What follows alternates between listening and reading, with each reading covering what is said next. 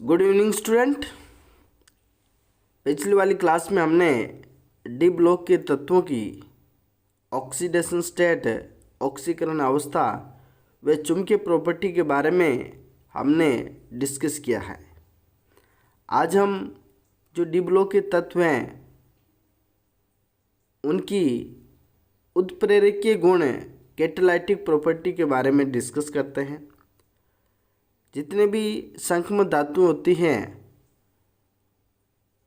ये तथा इनके जो यौगिक होते हैं अच्छे उत्प्रेरक होते हैं, क्योंकि इनमें वेरिएबल ऑक्सीडेशन स्टेट एवं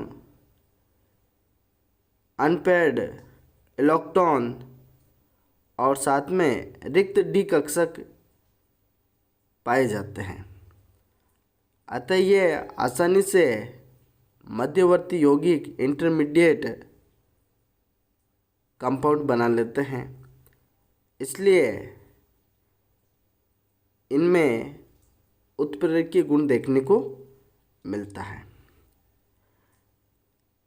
ये जो कैटलिस्ट होते हैं वो क्या होते हैं उनके बारे में बात करते हैं। जो कैटलिस्ट होते हैं उनमें ये प्रॉपर्टी होती हैं कि या तो ये अभिक्रिया की गति को बढ़ा देते हैं या फिर घटा देते हैं, लेकिन इनकी स्वयं की प्रॉपर्टी में कोई भी वेरिएशन देखने को नहीं मिलता है। यहाँ पर कुछ एग्जाम्पल हैं जो कैटलिस्ट की उपस्थिति में रिएक्शनें होती हैं, उनके बारे में बात करते हैं। तो सबसे पहले हेबर प्रोसेस, जो हेबर विधि होती है, जो अमोनिया निर्माण की विधि होती है, और उसमें जो आयरन होता है वो कैटलिस्ट का काम करता है, और नाइट्रोजन और हाइड्रोजन की प्रेजेंस में आयरन की कैटलिस्ट की भांति काम कर रहा है और अमोनिया बनाता है। इसी तरह से ऑसवाल्ड प्रोसेस, जो कि नाइट्रिक एसिड बनाने में काम में लिया जाता है, इसमें जो प्लेटिनम होता है वो उत्प्रेरक कैटलिस्ट का काम करता है। यहाँ पर अमोनिया ले लिया है, ऑक्सीजन की उपस्थिति में प्लेटिनम की प्रेजेंस में नाइट्रिक ऑक्साइड बन रहा है, और नाइट्रिक ऑक्साइड ऑक्सीजन से क्रिया करके नाइट्रोजन डाइऑक्साइड बना रहा है, और नाइट्रोजन डाइऑक्साइड जल से क्रिया करके नाइट्रिक एसिड बनता है। इस तरह से ये रिएक्शन होती है। यहाँ पर जो कैटलिस्ट है वो प्लेटिनम काम आता है। अगली रिएक्शन है कांटेक्ट प्रोसेस, संपर्क विधि। ये सल्फ्यूरिक एसिड बनाने का मेथड है, और ये प्लेटिनम और साथ में वेनेडियम पेंटा ऑक्साइड की उपस्थिति में ये रिएक्शन होती है, और सल्फर डाइऑक्साइड और ऑक्सीजन से रिएक्शन करके प्लेटिनम की उपस्थिति में सल्फर ट्राइऑक्साइड बनाता है, और सल्फर ट्राइऑक्साइड जल से क्रिया करके सल्फ्यूरिक एसिड बनाता है, जो कि वेनेडियम पेंटाऑक्साइड की प्रेजेंस में होता है। हाइड्रोजिनेशन सेचुरेटेड हाइड्रोकार्बन्स के लिए काम में लेते हैं, और यहाँ पर जो कैटलिस्ट होता है वो निकल होता है। ये वनस्पति ऑयल है, और निकल की प्रेजेंस में हाइड्रोजनीकरण होता है तो डाल्डा घी बनता है, वनस्पति घी बनता है। और जो वनस्पति तेल होते हैं वो अनसैचुरेटेड कार्बोहाइड्रेट होते हैं, और जब इसका हाइड्रोजनीकरण होने के बाद ये सैचुरेटेड हाइड्रोकार्बन्स में बदल जाता है। इनकी यूँ कहे जो तेल होता है वो असंतृप्त हाइड्रोकार्बन होते हैं, जबकि जो वनस्पति घी होता है वो संतृप्त हाइड्रोकार्बन होते हैं। अल्कोहल बनाते हैं प्राइमरी अल्कोहल, और FeSO4 और हाइड्रोजन पेरोक्साइड की प्रेजेंस में इसको पेंटोन रिएजेंट भी बोलते हैं, और ये एल्डिहाइड का फॉर्मेशन करता है इसके प्रेजेंस में।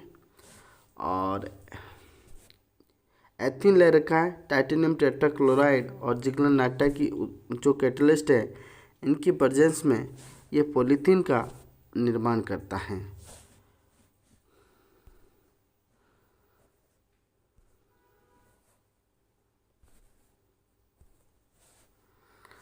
अब यहाँ पर उत्प्रेरक के प्रकारों के बारे में बात करते हैं। एक तो होता है समांग उत्प्रेरक और एक होता है विषमांग उत्प्रेरक। समांग उत्प्रेरक होमोजीनियस कैटलिस्ट है। यहाँ पर रिएक्टेंट और जो कैटलिस्ट होते हैं दोनों एक ही फेज में एक ही अवस्था में देखने को मिलते हैं, जबकि हेटेरोजीनियस कैटलिस्ट विषमांग उत्प्रेरक होते हैं, उसमें रिएक्टेंट और जो कैटलिस्ट होता है वो डिफरेंट फेज में हमें देखने को मिलते हैं। और बैच प्रोसेस में देखो कि वाटर गैस ले रखी और जल की प्रेजेंस में क्रिया करता है, और यहाँ पर जो कैटलिस्ट यूज़ कर रहे हैं Fe2O3 plus Cr2O3 500 degree Celsius, और ये कार्बन डाइऑक्साइड और हाइड्रोजन गैस बनाता है। और जो वाटर गैस है जिंक ऑक्साइड और क्रोमियम ऑक्साइड के प्रेजेंस में मेथनॉल का फॉर्मेशन करता है।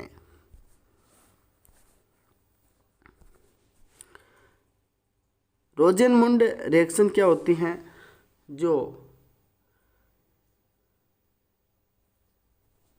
एसिटिल क्लोराइड और हाइड्रोजन की प्रेजेंस में हाइड्रोजन की उपस्थिति में रिएक्शन कर रहा है, और यहाँ पर जो कैटलिस्ट ले रखा है वो पैलेडियम ले रखा है, और ये एसिटल्डिहाइड बन रहा है और साथ में HCl बनता है। कैटलिस्ट प्रोमोटर क्या होता है? जो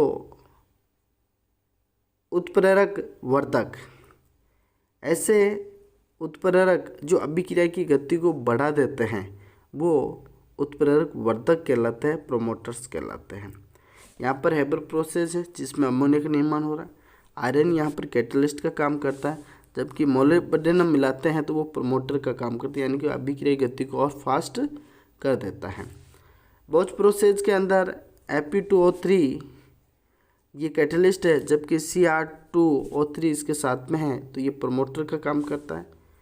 और जो हाइड्रोजिनेशन प्रोसेस होता है जिसमें हम डालडा घी बना रहे हैं वो निकल कैटलिस्ट का काम करा, जबकि हम थैलियम मिलाते हैं तो वो प्रोमोटर का काम करता है।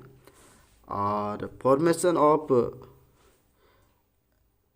मेथनॉल, यहाँ पर जिंक ऑक्साइड कैटलिस्ट का काम कर रहा है, जबकि क्रोमियम ऑक्साइड यहाँ पर प्रोमोटर का काम करता है। इसी तरह से जो कैटलिस्ट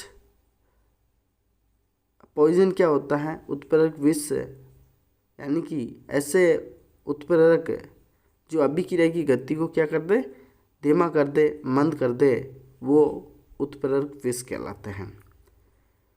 और हेबर प्रोसेस में ही देखो आयरन और आपने अगर कार्बन मोनोऑक्साइड ले लिया तो वो कैटालाइटिक पॉइजन का काम करता है, उत्प्रेरक विष का काम करता है। कॉन्टैक्ट प्रोसेस में देखो जिसमें हम सल्फ्यूरिक एसिड बनाते हैं, प्लेटिनम और वेनेडियम पेंटाऑक्साइड ले रखा है और एल्यूमिनियम जो ऑक्साइड अगर इनके साथ में मिला देते हो तो ये एक विष का काम करता है। और हाइड्रोजिनेशन के अंदर निकल के साथ में अगर आपने ब्रोमीन वेपर को मिला रहे हो तो वो यहाँ पर कैटालाइटिक पॉइजन का काम करेगा। साथ में रोजेनमुंड रिएक्शन के अंदर पैलेडियम मिला रहता है जो कि कैटलिस्ट का काम करता है। अगर उसमें बेरियम सल्फेट मिलाया है तो वो उत्प्रेरक विष का काम करता है। डिकम्पोजिशन ऑफ हाइड्रोजन पेरोक्साइड और प्लेटिनम की प्रेजेंस में हो तो ये कैटलिस्ट काम कर, और साथ में आपने हाइड्रोजन साइनाइड मिला दिया तो ये उत्प्रेरक विष का काम करता है, यानी कि अभिक्रिया की जो गति होती है वो धीमी हो जाती है। क्रियाशीलता की बात करें तो रिएक्टिविटी, सभी संक्रमण तत्वों की जो क्रियाशीलता होती हैं वो S व P ब्लॉक तत्वों की तुलना में काफ़ी कम होती है। इसका कारण क्या है? एक तो इनमें हाई आयोनाइजेशन पोटेंशियल होता है, उच्च आयनन विभव देखने को मिलता है। साथ में हीट ऑफ फॉर्मेशन, इसकी जो संवहन ऊष्मा होती है वो भी ज़्यादा होती है। और इनकी लो हीट ऑफ सॉल्यूशन, यानी कि इनकी विलयन ऊर्जा न्यूनतम होती है। और हाई हीट ऑफ सब्लिमेशन, उच्च ऊर्ध्वपातन ऊर्जा होती हैं। तो इन 4 पॉइंटों पर डिपेंड करती हैं और इस वजह से ये जो इनकी क्रियाशीलता होती है कम देखने को मिलती है और इनके कारण उनकी क्रियाशीलता अत्यंत कम होती है और इस कारण प्लेटिनम धातुओं जैसे कि और साथ में गोल्ड, मरकरी को हम उत्कृष्ट धातु कहते हैं क्योंकि ये आसानी से रिएक्ट नहीं होती हैं। और प्लेटिनम धातु के साथ में रुथेनियम हुआ, rhodium, palladium, osmium, iridium and platinum, ये भी आसानी से रिएक्शन नहीं करती हैं। ऊर्जा विनिमय प्रभाव क्या होता है? एक्सचेंज एनर्जी इफेक्ट, ई ट्रिपली और लिखा हुआ है।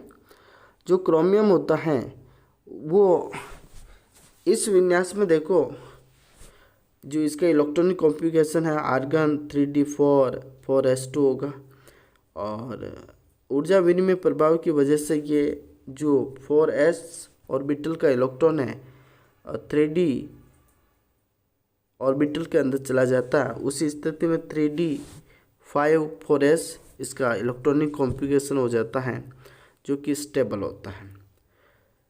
यूँ कहें कि यहाँ पर 3d और 4s जो ऑर्बिटल है इनका एनर्जी लेवल लगभग सेम हो जाता है। तो संक्रमण तत्व इन विन्यासों को प्राप्त करने के लिए ओबो नियम का पालन नहीं करते हैं।